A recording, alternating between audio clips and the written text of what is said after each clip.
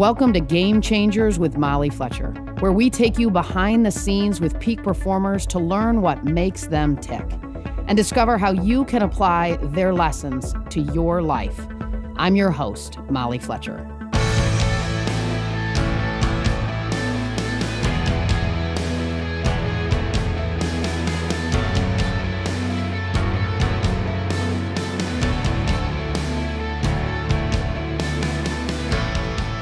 Today's guest, Luvvie Ajayi Jones, is a professional troublemaker. She's a New York Times bestselling author, a viral TED speaker, and a podcast host who was chosen by Oprah to be on her inaugural Super Soul 100 list as someone who, quote, elevates humanity. Luvvie's TED Talk, Get Uncomfortable with Being Uncomfortable, has been viewed more than 6.6 million times and inspires us all to live life loudly with courage and conviction. In her new book, Professional Troublemaker, the Fear Fighter Manual is all about overcoming fear and living audaciously. That's what we're going to dig into today. We often are afraid to ask for what we want because we're afraid we're going to hear no. We're afraid of being different, of being too much, or not being enough. We're afraid of leaving behind the known for the unknown. But in order to make our greatest impact, we have to push through the fear. In today's conversation, Luvvie walks us through how to do the things that scare us, how to use our voice for a greater good, and how to embrace our unique superpowers. Let's do this. Here's my conversation with Luvvie Ajayi Jones.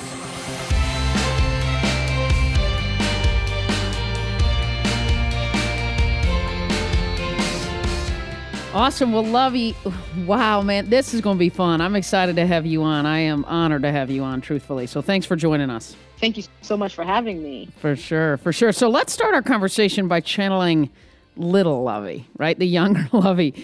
You know, you moved from Nigeria to Chicago at 9. What was that like, right? And how did it shape you into the person that you are today? It was a massive shock to my system because I did not know we were moving. I literally thought we were going on another vacation. And I think I realized we were when I enrolled in school. I was like, oh, so this is permanent. Got it. And I remember walking into my 5th grade classroom and immediately feeling too different. Like instinctually, I already knew that everything about me was different from everybody else who was in that classroom. My name was different. The way I spoke was different.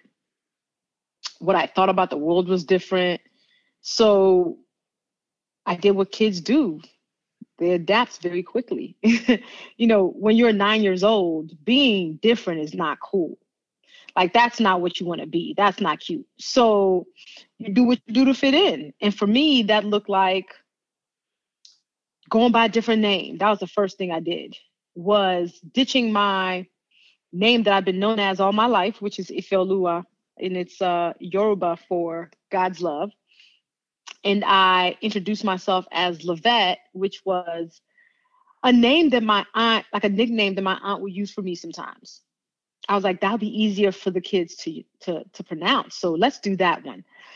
So yeah, but what's interesting is even though I didn't want to be too different, I also did not fully assimilate my way into fitting in because I'm stubborn. So for example, the rest of the kids are bringing sandwiches to lunch. And here I am, this Nigerian girl. I decided to bring jollof rice, which is the orange rice of Nigeria. Every culture has their preferred rice that is orange, yellow, one of those, right? So jollof rice is ours. And I remember I tried one time to bring a sandwich to lunch because I was like, oh, I don't want the kids to ask me what this is. And like 2 hours after lunch, I was hungry. I was like, I missed my jollof rice. I should have brought it. So then from then on, I was like, I'm bringing my jollof rice, whatever. So even though I was still afraid of being too different, I was still like, you know what?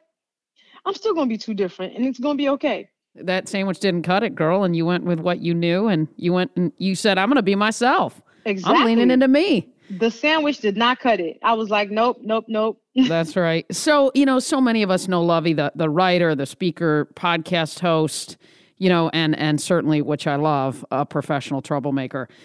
How did you get there, Luvvie?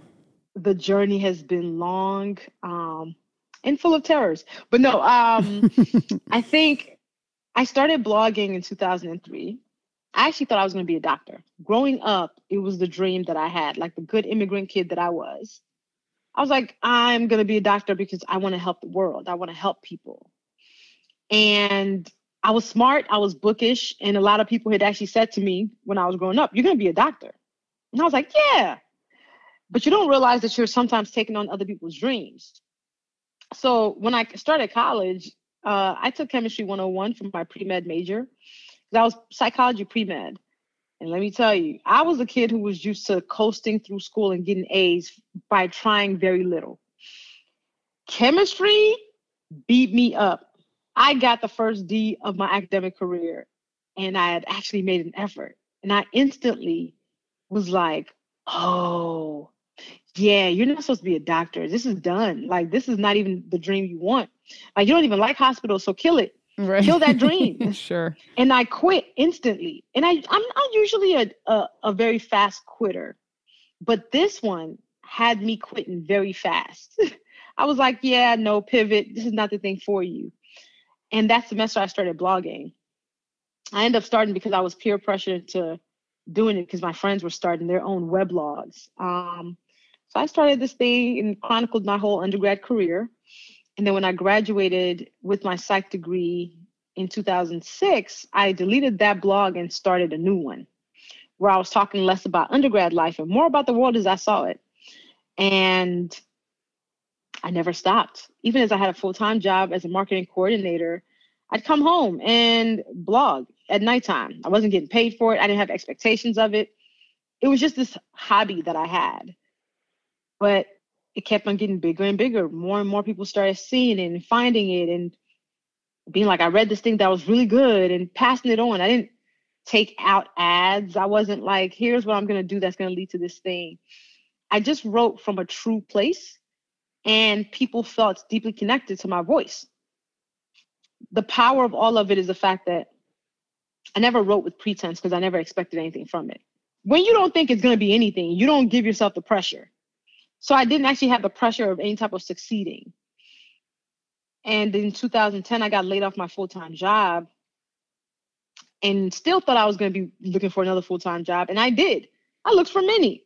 But the real truth was that my purpose was to double down on using my words to help people think critically, help them feel some joy, and hopefully compel them to take some action that leaves the world better than they found it. God, but it took you years to call yourself a writer. I've heard you talk about that. What do you think held you back from that? And then, of course, you obviously changed your mindset around that. What was the shift there? I was afraid to call myself a writer simply because I didn't see a version of a writer that was like me. I thought about writers as like the novelist. Toni Morrison's a writer. That's a writer. Luvvie? I don't know about that, though. I had the imposter syndrome where I was like, how can I call myself the same thing as Maya Angelou? She's a writer. I just was like, well, I'm just writing my thoughts behind the computer about what I see about the world. That's not really a writer. I don't have writer's block. I'm not this serious study. So I actually really denied my gifts for a minute. For more than a minute, because I was simply afraid of what it meant to actually own it at that point. When you call yourself a writer, now you can actually fail at it. When you say it's a hobby, there's no failing because it's just this thing. Sure. For a long time, I kind of used it as a crutch. I used it to minimize really my gift. And every single time I would want to or quit blogging because I'd be like, you know what, maybe you should focus on finding a new job. I'd get a note from somebody who would say what reading my website did for them, how much it impacted them. Somebody messaged me one day to tell me they were laughing, and the only reason that they had laughed in the moment when they were sitting in the waiting room as their mother was getting chemotherapy was because they were reading my website, because otherwise they would have been crying. And I was like, fine, God, I hear you. Okay. So I just could not leave this thing behind. I'd wake up and I'd be thinking about words. I'd wake up and write a 1,000 word blog post because I was thinking about it in my sleep. So I just finally had to accept it, but it took a while. Sure, sure. Well, and I think there was a Holly producer, right? You're super humble, that loved your blog and credentialed you, right, to do press coverage on the red carpet and backstage at the Academy Awards. Yes, yes. And that was 2012. That was actually a moment. That was a real moment where I had to be like, whoa, you're in the same room as journalists who are backed by multi-million-dollar outlets. And here you are, and you got there because of your words. So I finally ran out of excuses. I know, Luvvie, so many people admire you because you're confident in who you are. What would you say to someone who's maybe struggling with their sense of self and how to pivot and shift to show up as maybe the person they really are? One, I actually really understand why so many people struggle with that. And it's because the world, people, life has spent a lot of time telling us that we're not enough in different ways. A lot of people have been insulted out of being confident. They've been abused out of being confident. They've been ridiculed. So then you decide, what, it's probably best for me to wear a mask. And I fully understand that, but I want us to do the extra work of trying to wipe off what the world has thrown at us. So it's a deliberate decision to be confident. We will never stop getting the messaging that we're not enough. We won't stop getting people telling us that we need to change who we are or that we are somehow not of value. And I think that is something we're going to have to contend with constantly. And the quicker we can learn how to kind of wear an armor against it, the better. What I recommend for everybody to know is, like, in the first chapter of my book, Professional Troublemaker, I have an exercise where I want you to write down something called an oriki, which is a Yoruba word for reading your head, praising your head, kind of praising your destiny. I think it's a hype mantra for your persona. And I think even having something like that is necessary because in the moments where you're not feeling so confident about yourself, I want you to be able to read how amazing you are. I want you to be able to see reflected back to you in black and white why you are incredible, why you are worthwhile, why you are deserving. Because you will constantly hear this, you're not. Somebody's going to make you feel like you're not. Your job is going to make you feel like you're not. Your friends might even do it sometimes and they don't even know it. So it's just this intentional decision to stand up in the face of a world that wants you to bow. And peel that mask off, right? And tell yourself the right story. Sure. Yes. Tell me about a time in your life where you realized the importance of knowing your value and stepping into that moment of truly knowing your value and standing up for that, right? I mean, that can be hard for so many of us in so many moments in our life, but certainly particularly candidly, right, as women, it is incredibly important for all of us to do. Yeah, I think any moment that calls for us to use our voices or to do something or say something that feels difficult, you have to know yourself.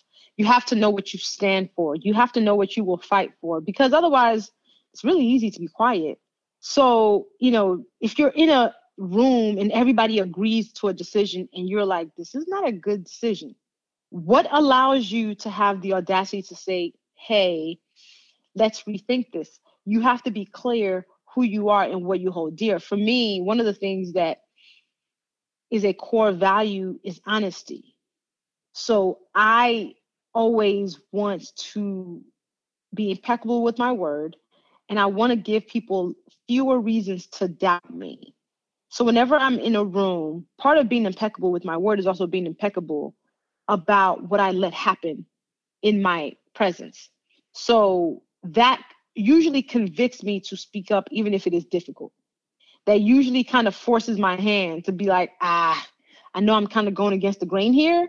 I know I'm disagreeing with everybody in the room by saying this, but I have to say it for my own self, because I have to be responsible and I have to justify my own actions or my inaction. And Luvvie, those moments are uncomfortable, aren't they? But have you found that when you step into those moments, when you push against the grain, if you will, have you more often than not been grateful that you did?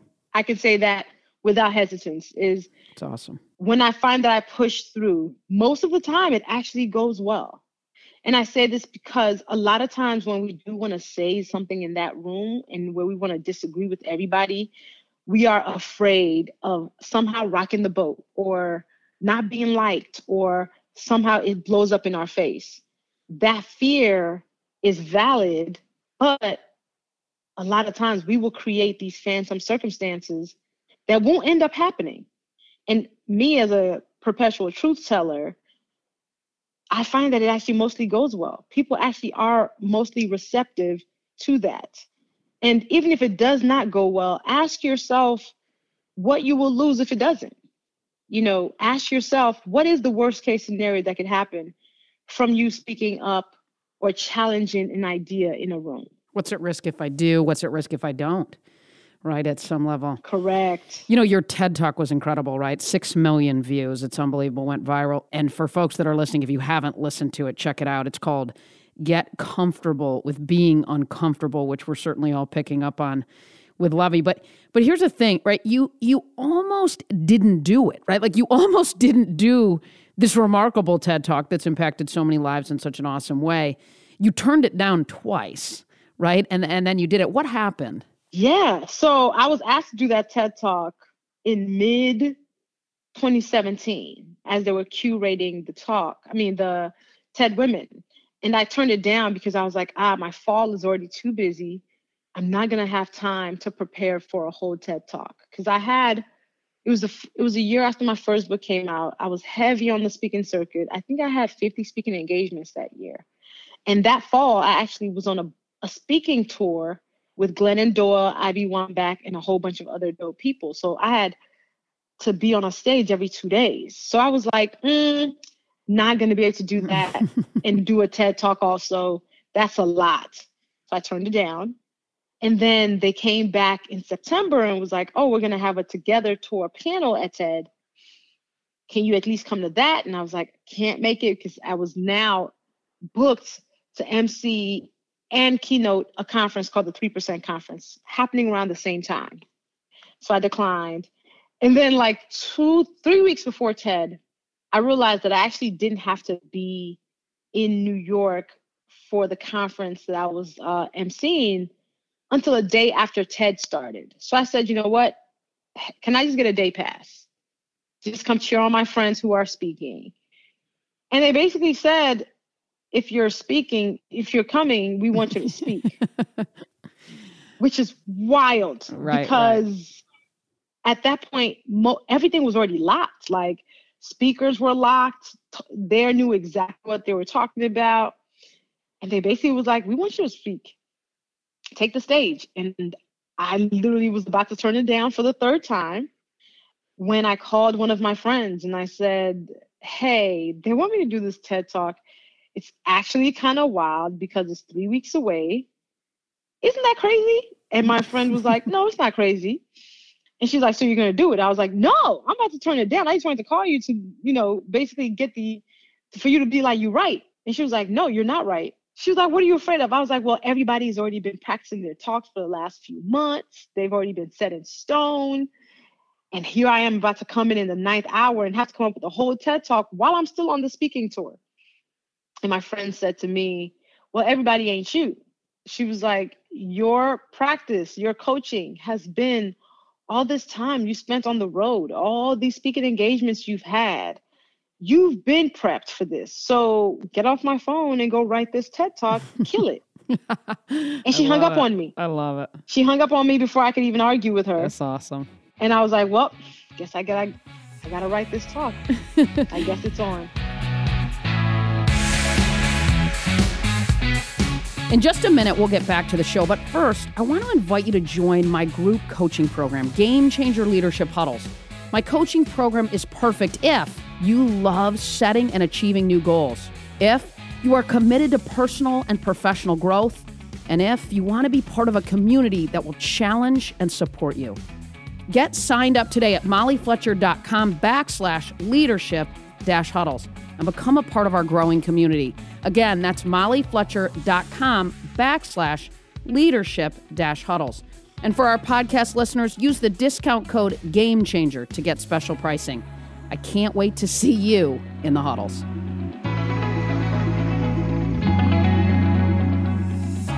How'd you decide on fear as your topic? Yeah, no, I picked the topic of fear because it was true. It was really about my journey to that stage. And I think it's always best when we come from a place of authenticity. And for me, for this talk, I wanted to tell the story of how fear has been a catalyst and a hindrance in my life. You know, my journey has been about the moments when I have been afraid about moments, about things that felt bigger than me, but I said, I'm going to do it anyway. I'm going to do it scared. Mm-hmm. And, you know, just recognizing acutely how much fear can stop us from doing what we're supposed to do. Like, I was afraid of that TED stage and I almost let this opportunity pass me. And now this talk has been seen 6.6 million times and I almost didn't do it. And I felt convicted to be like, how often do we do this? How often are we making decisions purely based on our fear? And how often are we missing out on transformative moments and opportunities in our lives? Luvvie, I mean, I think what I find so interesting, right, given that, and then you went on this skydiving, you know, traveled solo to 5 countries, I think, and then you wrote a book, I'm Judging You, which became also a New York Times bestseller. Were you on an intentional journey, right, to tackle fears?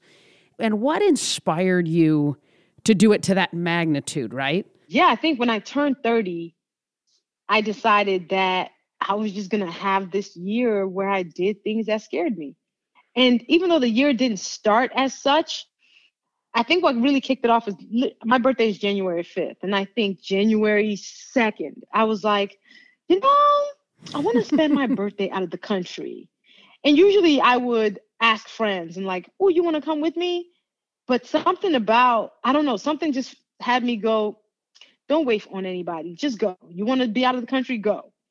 And I'd never done anything like that before, just making this move without counsel in this way. And it was such an amazing trip. I had such a good time. And I was like, you know, I got to do this more often. I got to do all these things that I wouldn't typically do more often. Mm-hmm. And then I just started doing it. And that year, I ended up traveling to like 7 or 8 countries solo. I ended up skydiving. I ended up writing my first book. I ended up, you know, meeting my husband at a party where I pulled his beard.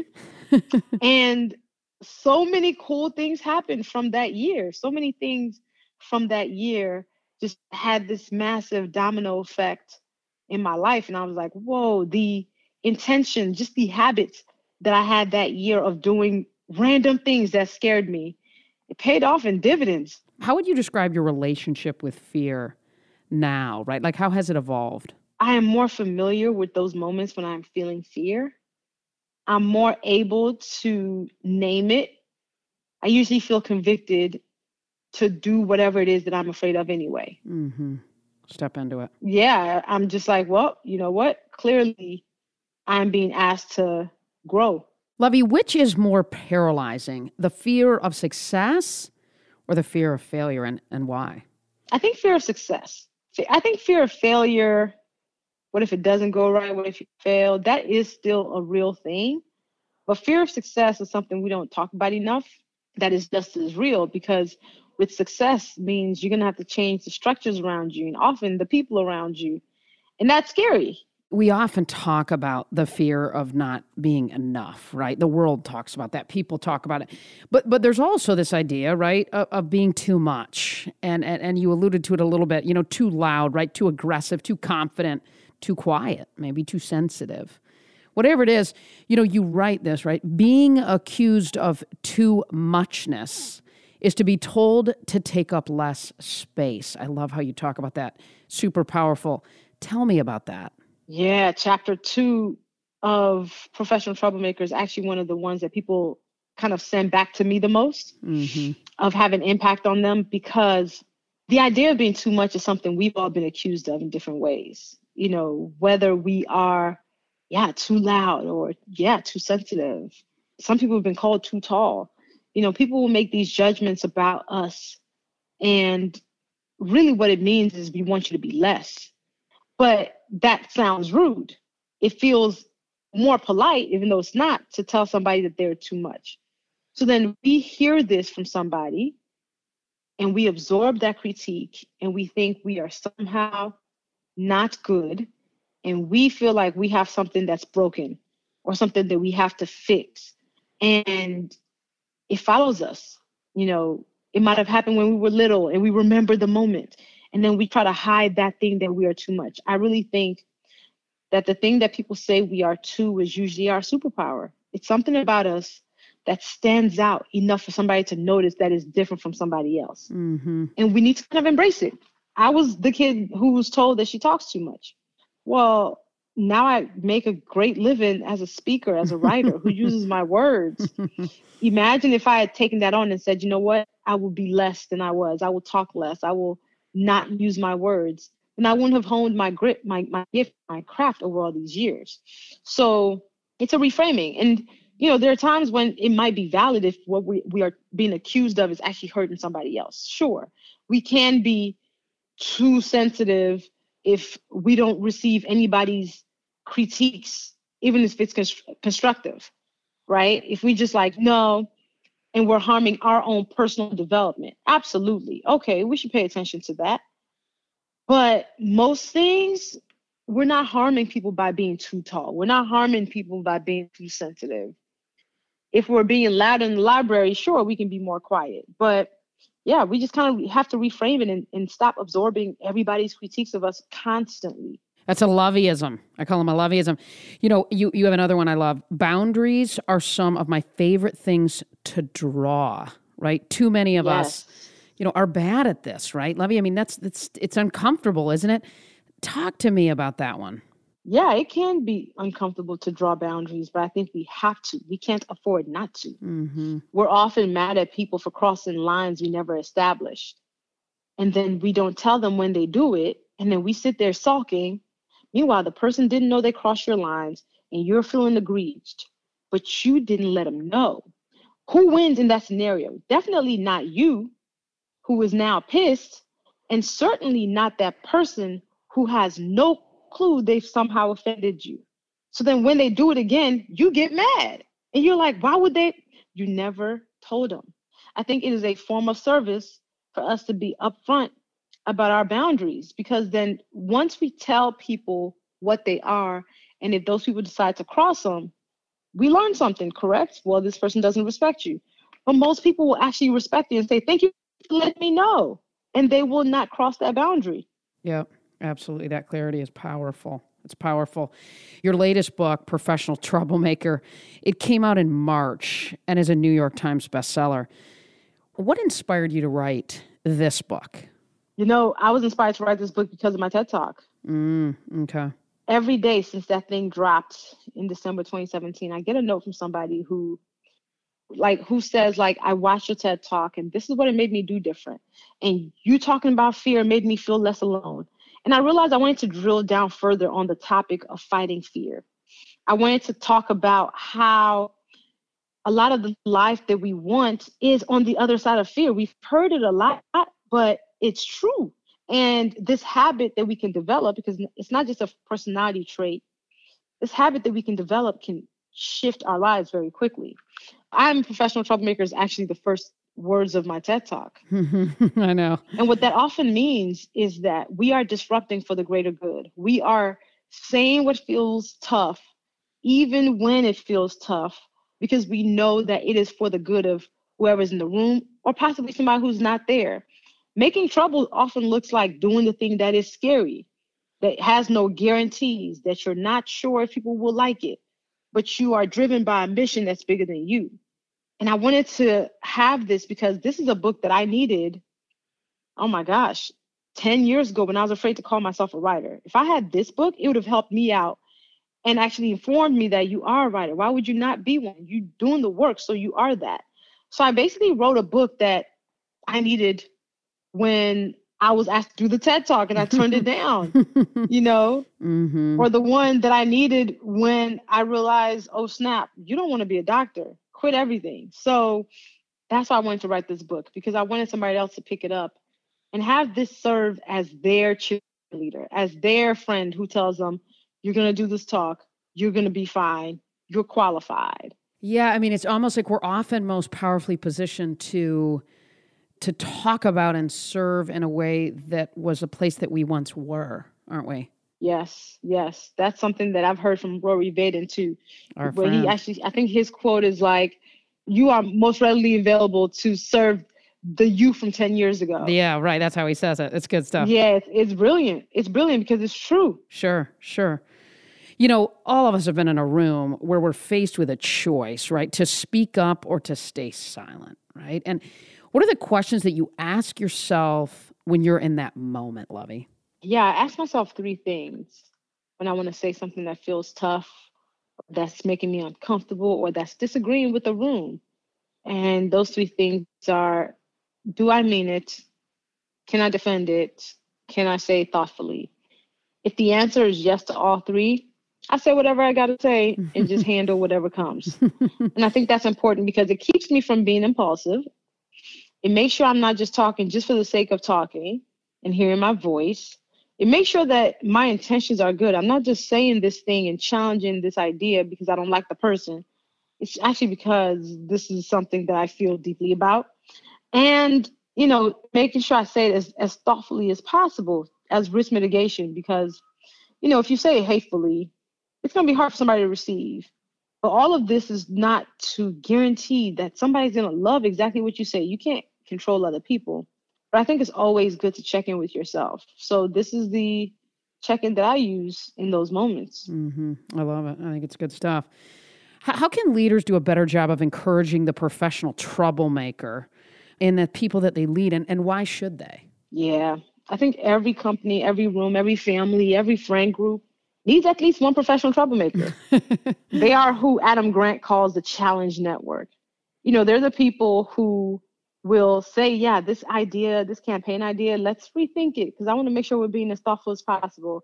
They're the person who calls out the uncle who's making a terrible joke at dinner. You know, they're the friend who says, hey, let's have a tough conversation. There's been a few things happening. Troublemakers are necessary because they watch your back. They make sure that your blind spots are covered. They make sure that when they're in the room, anything that happens in it is something that they are going to be proud of when they walk out of it. You want professional troublemakers because they're the friend who will be like, hey, I found this thing out that you should know. That will be to your good, you know? And I think leaders have to not just tolerate troublemakers, they need to welcome them. So as a boss, as a CEO, as a department head, you can start your meetings off by saying, looking forward to all your feedback. I want to hear exactly what you think. And just actually affirming their presence, the presence of being thoughtfully challenged, is a really good way to let people know that you are there to listen, to grow, and to hear their feedback, their challenges. Make it feel safe for them to give you feedback, to give others feedback. Yes. To speak up. Yes. Yeah, make them feel safe. Yeah, I love it. How can we get better at embracing difficult conversations? How can we get better at that? Just know that difficult conversation is temporary. You know, a lot of people are afraid of the discomfort of, oh gosh, like, what if it's kind of tense? Okay. It's not going to be tense for you walk out the room and it's longer tense. Just welcome the temporary discomfort, but know that, yeah, in an hour, you'll be fine. Just get the conversation over with. And I love how you talk about walk with empathy, right? And consider the best case scenario that could come out of this difficult conversation, the gifts in it. Yeah, I think there is nothing but there's so much room for growth, and difficult conversations often push people over it. No question. How do you, Luvvie, how do you define your purpose in life? And how do you get clear on it?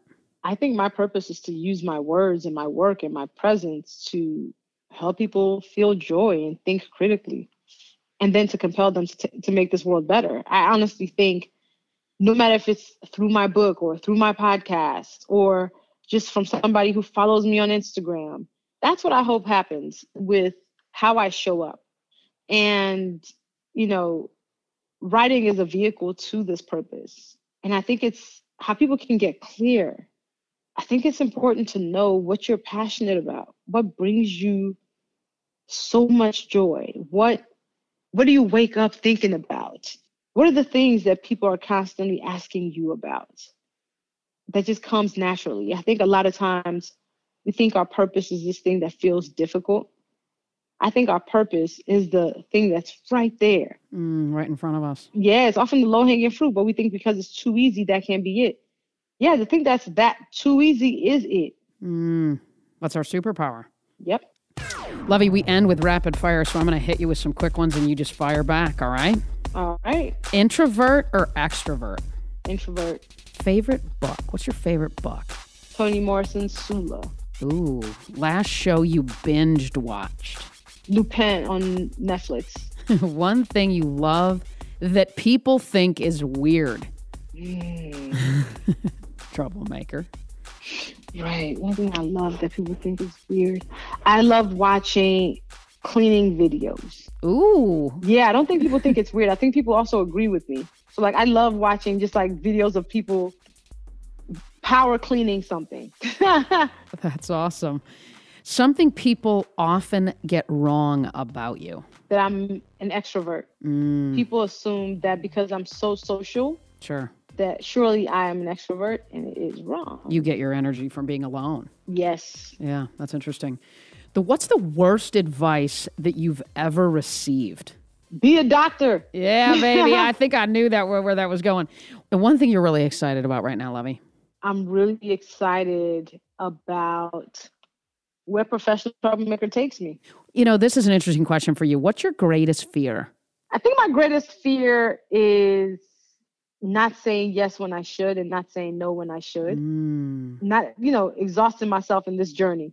So that's why I have strong boundaries and need even stronger boundaries. What is success to you? Success is living life on my own terms. Cool. So the show's called Game Changers. So one last question. What game changer, or you could pivot it to what professional troublemaker inspires you and why? I'm going to say John Lewis, the late, great John Lewis, who literally said, Atlanta man. Yes, we need to be ready to make good trouble, necessary trouble.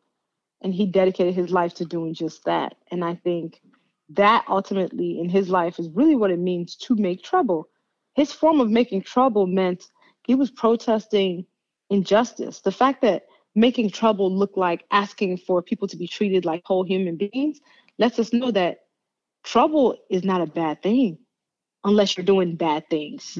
So we can embrace the word. We can make sure that we are continuing the legacy of those who came before us, who made great trouble that allowed us to be where we are today. Luvvie, thank you for living your purpose. Thank you for being a professional troublemaker who certainly inspires the world in amazing ways through your remarkable words. Thanks so much. Thank you so much for having me.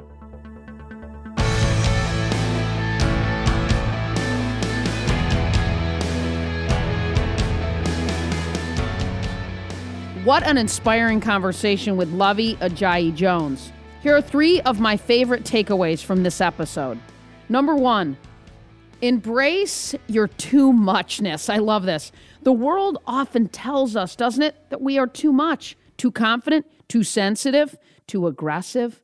Whatever that too muchness is, it's your superpower. How Luvvie reframed this, it's so cool. Number 2, don't say no to life's yeses. The story Luvvie told about turning down her TED Talk before finally deciding to go for it, it was so powerful.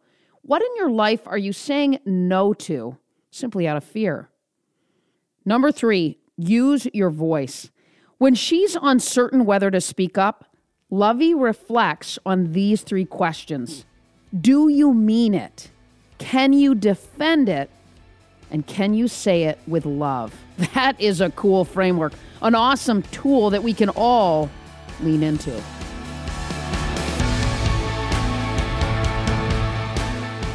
Thanks, as always, for listening to Game Changers with Molly Fletcher. If you like the show, be sure to subscribe on Apple Podcasts. There you can listen to previous episodes and leave us a review, which helps other people find out about the show. This episode was edited and sound designed by the team at Sound On Studios. You can find out more about their work at soundonsoundoff.com. Check it out. For more about me, visit mollyfletcher.com. Until next time, stay curious and be bold.